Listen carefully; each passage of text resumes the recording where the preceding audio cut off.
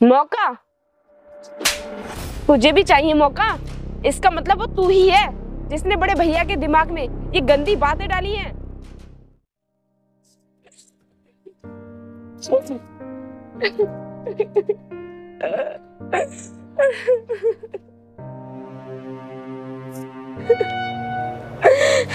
जिसके नाम से मेरी हर सुबह शुरू होती थी, आज वही मेरी रातों का सन्नाटा बन गया है। अब मैं क्या करूं भगवान?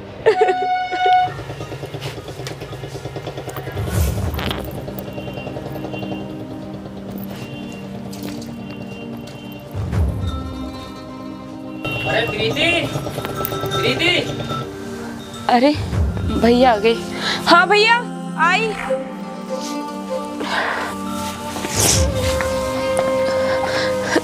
जी बताइए। ये बात तो मैं तुझे बाद में बताऊंगा। तू पहले मुझे ये बता, तू बहरी हो गई है? जो इतनी देर से मैं आवाज दे रहा हूँ वो तुझे सुनाई नहीं देता? बहरी हो गई है क्या? नहीं बड़े भैया, ऐसी कोई बात नहीं है। मुझे आपकी आवाज़ तो सुनाई दे गई थी, लेकिन मैं अंदर काम कर रही थी ना, इसलिए आने में देर हो गई। अच्छा, तो तू अंदर काम कर रही थी? तू मुझे ये बता, तू अंदर कौन सा काम कर रही थी जो मेरी आवाज सुनने के बावजूद तू बाहर नहीं आ पाई? कुछ नहीं भैया, वो अंदर में सफाई कर रही थी। सफाई कर रही थी? लेकिन किसकी? घर की या अपनी? भैया आज आपको हो क्या गया है? आज से पहले तो आपने कभी मुझसे ऐसे बात नहीं की, लेकिन आप आज इस तरह क्यों बोल रहे हो? मुझसे कोई गलती हो गई है क्या? हाँ, गलती तो हुई है, लेकिन गलती तुझसे नहीं, गलती मुझसे और मेरे छोटे भाई करण से हुई है। क्योंकि अगर वो तुझे इस घर में लाने की गलती नहीं करता तो आज शायद वो जिंदा होता। बड़े भैया, अभी मेरे पति को मरे हुए ठीक से 6 महीने भी नहीं हुए हैं और आप उनके बारे में इतना बुरा भला बोल रहे हो। आखिर ऐसी कौन सी गलती हुई मेरे पति से जो आप उन्हें इतना कोस रहे हो? तू जानना चाहती है कि करण ने क्या गलती की? तो सुन, करण ने सबसे बड़ी गलती की तुझसे शादी करके और तुझे इस घर में लाने की। अगर तुझसे शादी नहीं करता तो आज शायद वो जिंदा होता, मरता नहीं। देखो भैया, जीना मरना तो भगवान के हाथ में होता है, इसमें कोई कुछ नहीं कर सकता। और रही बात शादी की, तो शादी से पहले ही हम दोनों एक दूसरे से प्यार करते थे, उसके बाद ही हम दोनों ने शादी की। और आप ही बताइए, शादी के बाद कोई भी औरत ये चाहेगी कि वो विधवा हो जाए? तो आप शादी को दोष मत दीजिए। मेरे भाई की मौत की वजह तू ही है और तुझे दोष नहीं दूंगा तो किसे दूंगा? तूने ही मेरे भाई को खा लिया और कह रही है कि मैं तुझे दोष ना दूं। मैं तो तुझे दोष दूंगा।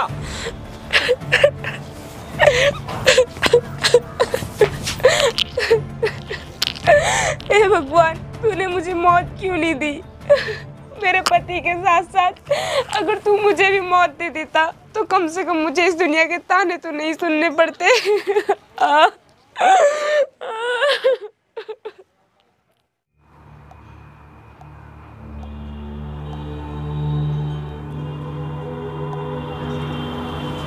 अरे भाई साहब, आप आइए, बैठिए और सुनाइए क्या हो रहा है?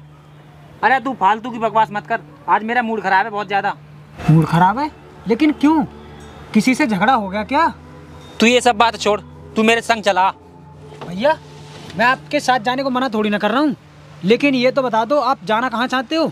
तू ये सब क्यों पूछ रहा है? क्या तुझे पता नहीं है, जब भी मेरा मूड खराब होता है तो मैं अपना मूड सही करने के लिए कहाँ पर जाता हूँ? वहीं पर जा रहा हूँ। मैं समझ गया भाई, आप कहाँ जा रहे हो। समझ गया तो चलना। भाई, जो मैं सोच रहा हूँ वो आप भी सोचें ना। तो अपना मूड सही करने के लिए आपको कभी भी होटल जाने की जरूरत नहीं पड़ेगी।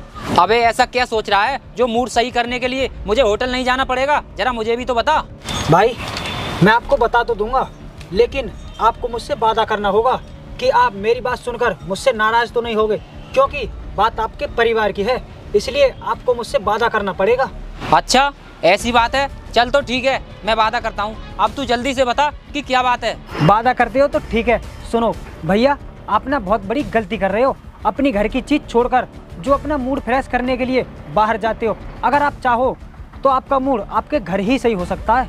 अबे तू क्या बकवास कर रहा है? मेरी तो कुछ भी समझ में नहीं आ रहा है। अगर तुझे कहना है तो साफ साफ कह, बात को क्यों घुमा रहा है? क्या भाई, आप भी कमाल करते हो, जो आप जरा सी बात समझ नहीं पा रहे। अबे जब तेरी बात मुझे समझ में नहीं आ रही तो समझा ना, क्यों फालतू की बकवास कर रहा है? देखो भाई, आपकी मर्जी है, क्या करोगे क्या नहीं। मैं तो बस आपको इतना समझाना चाहता हूँ कि आपके घर में जो फूल है तो बाजार से खरीदने की क्या जरूरत है। आप अपने घर के फूल को खाद पानी दीजिए ना, उसी की खुशबू लीजिए। आपको इधर उधर पैसा खर्च करने की क्या जरूरत है। ओ अच्छा, तो मैं समझ गया कि तू किस फूल की बात कर रहा है। अब से होटल जाना कैंसिल। अब देख मैं क्या करता हूँ। भाई आपको मेरी बात समझ में आ गई है तो आपको मुझे पार्टी देनी चाहिए, क्योंकि आपको मैंने बहुत काम की बात बताई है। यार तूने मुझे इतनी अच्छी बात बताई है तो क्या मेरा फर्ज नहीं बनता है तुझे पार्टी देने का? पार्टी तो मैं तुझे दूंगा। आ चल मेरे साथ। ये हुई ना मर्दे वाली बात। चलिए अब चलते हैं।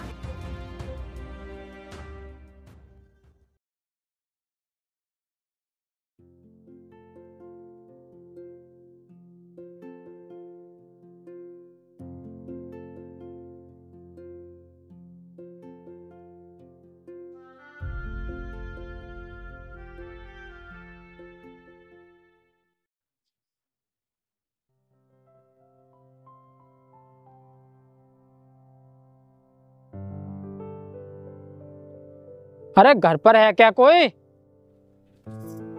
अरे अंकल आप। नमस्ते अंकल, आइए बैठिए ना। नमस्ते प्रीति, मैं अभी नहीं बैठूंगा। मुझे ना नेमचंद से कुछ ज़रूरी काम है, इसलिए तुम मुझे ये बताओ नेमचंद कहाँ पर है? अंकल आप तो बड़े भैया को जानते ही हो कि वो कहीं पर भी जाते हैं तो किसी को पता करने ही जाते हैं, तो मुझे कैसे पता होगा कि वो कहाँ पर है? मुझे नहीं पता। हाँ ये बात भी सही है तुम्हारी, क्योंकि अगर वो बता कर जाता तो तुम्हें पता भी होता कि वो कहाँ पर है। अब बता कर ही नहीं जाता तो तुम्हें क्या पता होगा कि वो कहाँ है। खैर कोई बात नहीं, मैं उसे ढूंढ ही लूँगा।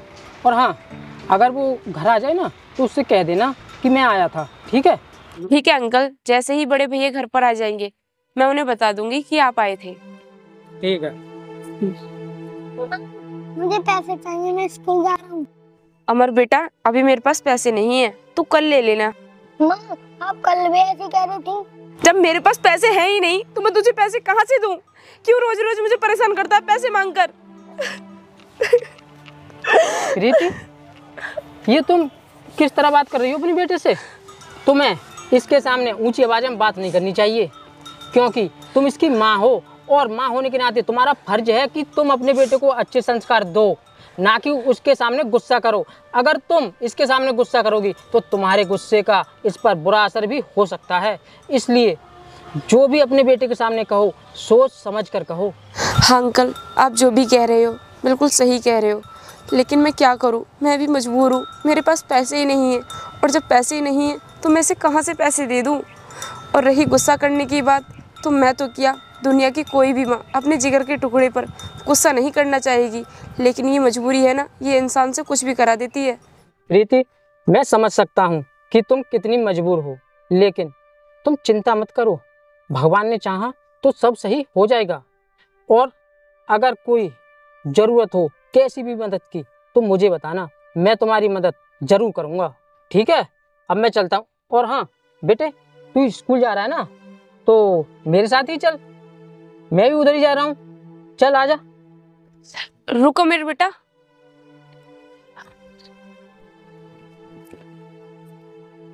अब जा।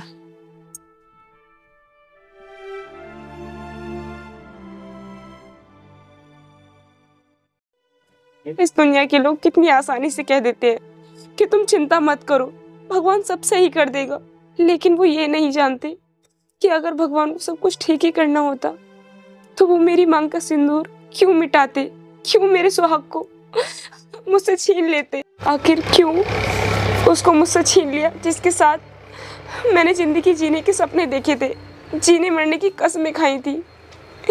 क्यों छीन लिया मुझसे? मेरा दुख कोई नहीं समझ सकता, ये तो बस मैं ही जानती हूँ कि मेरे दिल पर क्या बीत रही है।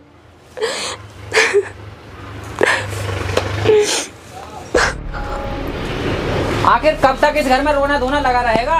या रोने से कोई मरने वाला वापस आ जाएगा, जो तू हर समय ये असूल करती रहती है?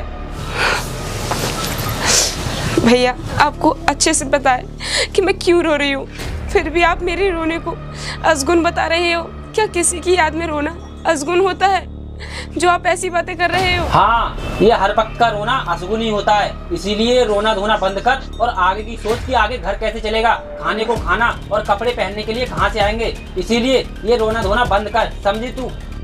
क्योंकि हम इतने पैसे वाले तो है नहीं कि जो घर बैठे खाने को आ जाए, कुछ ना कुछ तो काम करना ही पड़ेगा। तू मेरी बात को समझ ही नहीं रही। देखिए बड़े भैया, मैं रो रही हूँ जिसका मतलब ये नहीं है कि मुझे चिंता नहीं है। मुझे भी इस घर की चिंता है, इसलिए आपको मुझे समझाने की ज़रूरत नहीं है, ये तो मैं भी बहुत अच्छे से जानती हूँ। जरूरत है, और जरूरत इसलिए है क्योंकि जो जिम्मेदारी पहले करण की थी अब वो सारी जिम्मेदारी मेरे ऊपर है और मैं अकेला इस जिम्मेदारी को नहीं उठा सकता। तुम्हें भी मेरा साथ देना पड़ेगा। बड़े भैया, आज आप अचानक से ये जिम्मेदारी साथ देने की बात क्यों कर रहे हो, और इन सारी बातों का मतलब क्या है? आखिर आप चाहते क्या हो? मैं जो चाहता हूँ ना वो बहुत ही खूबसूरत चीज है और तुझे वक्त आने पर सब पता चल जाएगा। और रही बात मतलब की, तो सुन, मैं अकेला सारे घर का खर्चा नहीं उठा सकता, तुझे भी मेरा साथ देना होगा और तुझे काम पर भी चलना पड़ेगा, काम करना पड़ेगा बाहर, तभी इस घर का खर्चा चल पाएगा और मेरी हर बात माननी पड़ेगी तुझे। मैं समझ गई कि आप मुझसे कौन सी बात मानने के लिए कह रहे हो, लेकिन आप जैसा सोच रहे हो ना वैसा कुछ नहीं होने वाला। मैं आपकी कोई भी बात मानने वाली नहीं हूँ, समझे आप?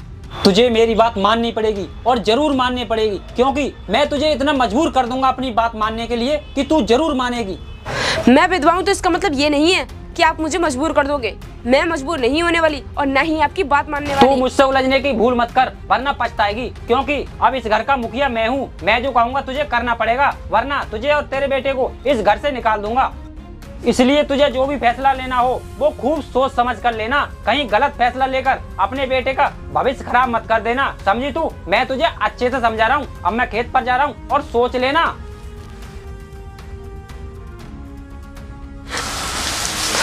हे भगवान, अब मैं क्या करूं? ऐसी जिंदगी से तो मौत बेहतर है। अरे मौत ही दे दे मुझे, कम से कम ये जलालत तो नहीं सहनी पड़ेगी मुझे। अब मैं क्या करूं? मेरे तो कुछ भी समझ में नहीं आ रहा है।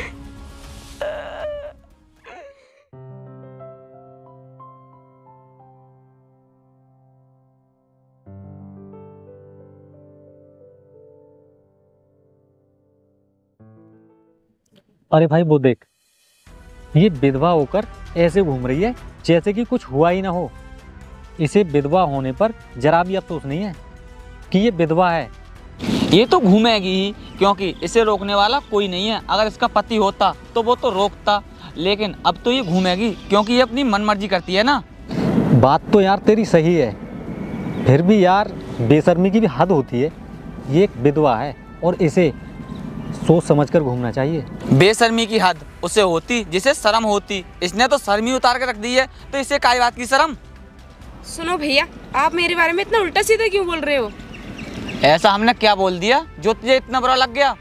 अब बोलने के लिए बचा ही क्या है? इतना कुछ तो तुमने उल्टा सीधा मेरे बारे में बोल दिया। और क्या कह रहे थे? मुझे शर्म नहीं है। तुम्हें पता है मुझे शर्म है कि नहीं? अरे शर्म तो तुम्हें आनी चाहिए कि एक विधवा के बारे में इतना उल्टा सीधा बोल रहे हो। अच्छा, बेशर्मी करे तू और शर्म हमें आनी चाहिए। शर्म हमें क्यों आएगी? अच्छा, तुम्हें शर्म नहीं लगेगी तो मुझे तो बता दो, मैं ऐसी कौन सी बेशर्मी कर रही हूँ जो मुझे शर्म आनी चाहिए? तू अपनी बेशर्मी के बारे में जानना चाहती है ना, तो सुन, तू एक विधवा है, तुझे तो घर से बाहर भी नहीं निकलना चाहिए, लेकिन तू तो ऐसे घूम रही है जैसे कि तेरे साथ कुछ हुआ ही ना हो। हाँ, विधवा औरत तेरी तरह ऐसे आवारा नहीं घूमती, समझी तू? मैं कोई आवारा नहीं घूम रही हूँ, मैं तो अपनी ज़िंदगी को गुजारने के लिए काम ढूंढ रही हूँ। और तुम्हें लगता है कि मैं आवारा घूम रही हूँ? अगर तू काम ढूंढ रही है तो बताना हमें, अगर तू नहीं बताएगी तो हमें तो ऐसे ही लगेगा ना कि तू आवारा की तरह घूम रही है। चल हमारे साथ, हम तुझे काम दिलवाएंगे, चल।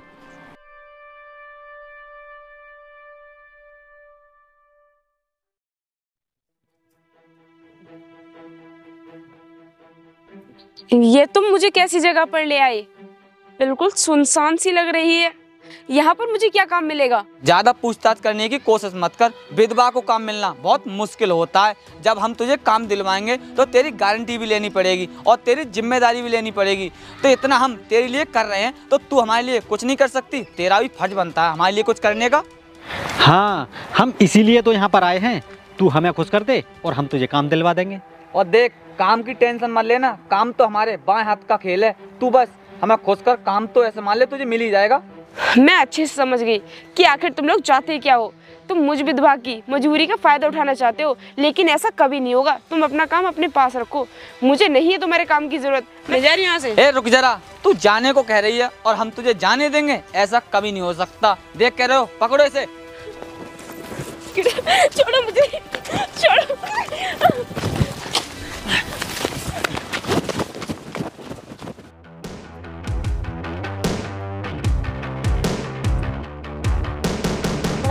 अबे ये कहाँ गई इतनी जल्दी? चल आगे चल कर देखते हैं, कहीं छिप गई होगी।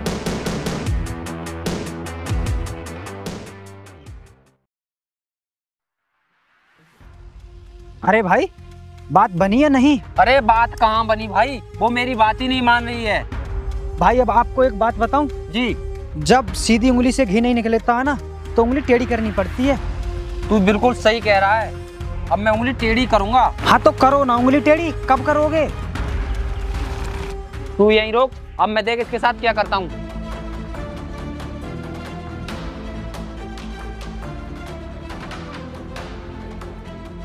अरे बड़े भैया, ये क्या कर रहे हैं आप मेरे साथ?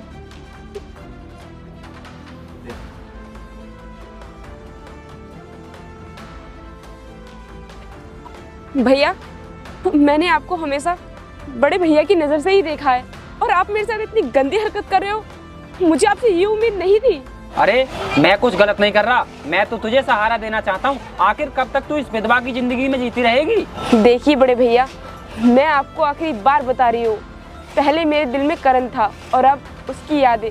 इसके अलावा मेरी जिंदगी में किसी दूसरे को बिल्कुल भी जगह नहीं है। अरे तेरे दिल में जगह तो भाई भी बना सकते हैं, लेकिन तू इन्हें मौका तो दे। मौका? तुझे भी चाहिए मौका? इसका मतलब वो तू ही है जिसने बड़े भैया के दिमाग में ये गंदी बातें डाली हैं। तूने ऐसे थप्पड़ मारा, तूने ये बहुत बड़ी गलती कर दी। अभी क्या अभी इससे माफी मांग ले, वरना तेरे साथ अच्छा नहीं होगा। ये मेरे घर में आग लगा रहा है और मैं इससे माफी मांगूंगी? ऐसा तो कभी हो ही नहीं सकता बड़े भैया। अगर तुझे इस घर में रहना है तो मेरी बात माननी पड़ेगी, वरना अभी का अभी तुझे इस घर से निकाल दूंगा। जितना हक आपका इस घर पे है, उतना ही हक मेरा भी है। आप होते कौन हो मुझे इस घर से बाहर निकालने वाले? अभी बताता हूँ मैं कौन होता हूँ। चल निकल यहाँ से। अरे प्रीति, क्या हुआ? क्या हो रहा है? क्या कर रहे हो तुम लोग? मुझे बड़े भैया इसकी बातों में आकर मुझे घर से बाहर निकालना चाहते हैं। क्या इस घर पर मेरा बिल्कुल भी अधिकार नहीं है अंकल? बताओ मुझे। क्यों नहीं? कौन कह रहा है कि तुम्हारा हक नहीं है?